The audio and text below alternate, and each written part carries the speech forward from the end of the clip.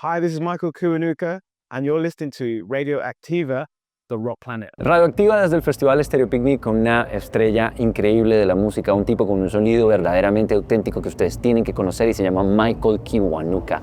Michael, welcome to Radioactiva. It's such a pleasure to have you with us. Thank you for having me. Hey, how did you do it? How did you hold the rain? Oh, I was lucky. I was very, very lucky. The perfect timing where it was raining before it stopped, we played, and as soon as we finished, the rain came. So we were lucky to have a good slot. Because it pours. Oh, wow, we got caught, yeah. I've never seen you perform before, so I was really, it caught my attention the way you play guitar. What took you to the guitar? How did you learn? Yeah. So what took me to the guitar was Jimi Hendrix, okay. like most guitar players. But how I learned was, guitar teachers that growing up, friends, the age I am and like the era I grew up in, like the 2000s, there was a lot of bands, especially in London. So in schools, there was like loads of people starting bands. And so I learned off friends, I learned watching my friends play shows, tiny shows in people's houses or, and then just that's sort of how I learned from playing, playing in bands and stuff. Now that you mentioned Hendrix, your third record, from my perspective, is the one that you explore the more that kind of sound. Definitely. Why wait until the third record if it was your initial influence? Yes, it's a good question. It's because I think my first album, really, I was concentrating a lot on songwriting and like folk. And the guitar at that point for me, the electric guitar was like, in my head I thought, okay, now I'm a songwriter, I didn't want to be like soloing and then singing and being one of those guitar heroes. That wasn't really for me, and so I didn't know how to mix my love of electric guitar to my music. And then when I started doing the second album, Love and Hate, one of the producers, Danger Mouse, discovered I could play electric guitar. Okay. And he goes, hey, dude, you've got to play the electric guitar more. This is your next record, so you have to try and develop. This would be a good way to like develop your sound, and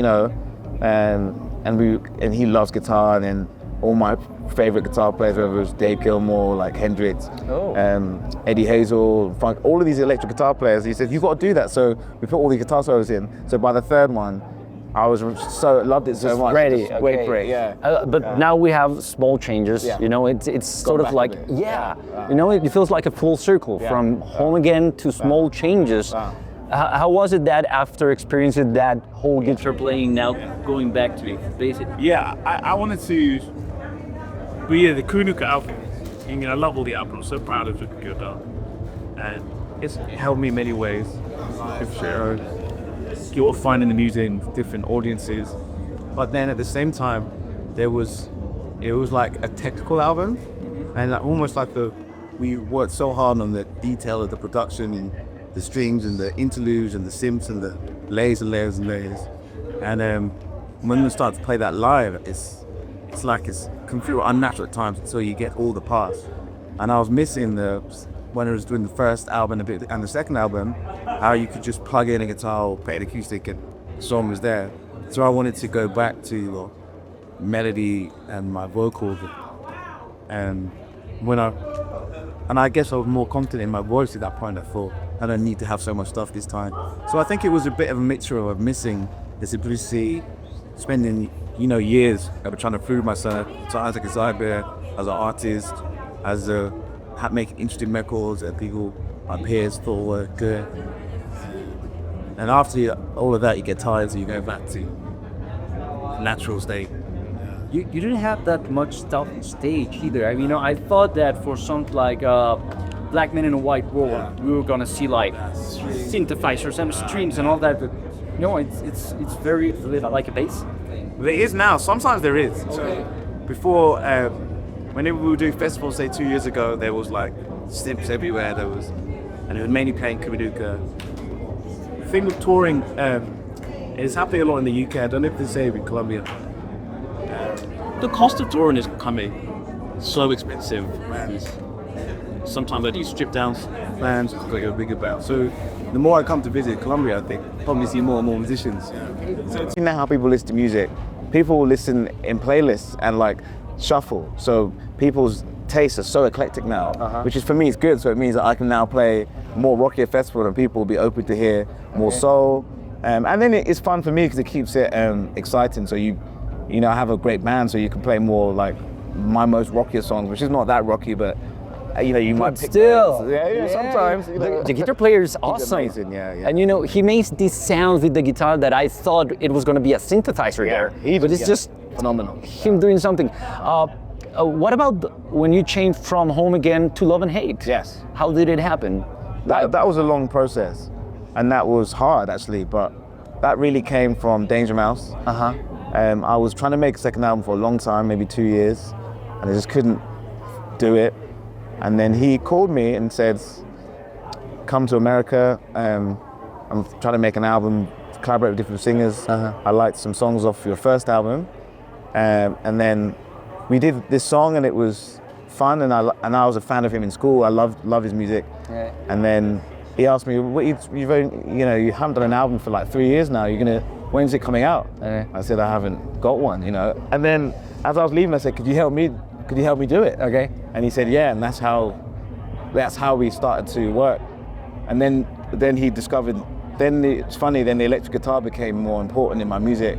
And he said, this is a way in which they can help you develop into the next album, you know, and that's how we did it. But like you thought like, let's not follow the path from Home Again? No, because in England it was, it's interesting, in the UK at the time, so what was this, 2015, 16, the first album was out, but the English crowds and English music lovers can be tough.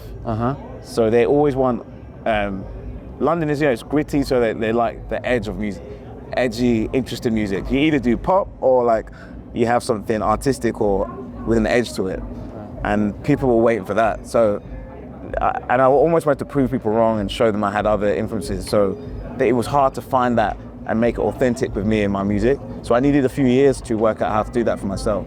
So that's sort of, if that makes sense, that's sort of... Okay, well, it does make sense. It does make sense.